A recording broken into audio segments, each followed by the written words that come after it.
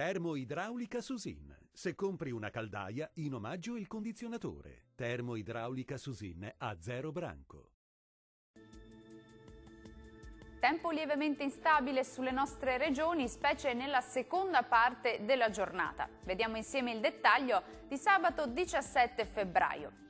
Sul Veneto sarà buono, specie al mattino, con qualche spazio soleggiato, ma dal pomeriggio aumentano le nubi con cielo coperto un po' ovunque e con occasionali piogge, ma in genere di debole intensità.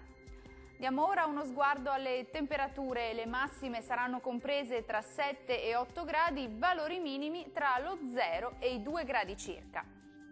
Spostiamoci ora a vedere che tempo farà sul Friuli Venezia Giulia. Sarà in genere asciutto e per lo più soleggiato al mattino, col passare delle ore più nubi e cielo a tratti anche coperto con deboli piovaschi sparsi, ma via via più diffusi entro sera.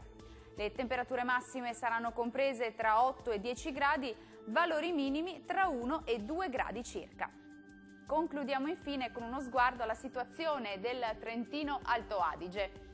Cielo molto nuvoloso sulla nostra regione, tempo più asciutto al mattino, dal pomeriggio però qualche precipitazione localmente anche a carattere nevoso, ma migliora presto durante la nottata. Le temperature massime saranno comprese tra 9 e 10 gradi, minime tra 4 e 5 gradi. Il mare sarà generalmente calmo, i venti deboli da nord-est lungo le coste e occidentali al largo. Dal meteo di Antenna 3 per ora è tutto, arrivederci!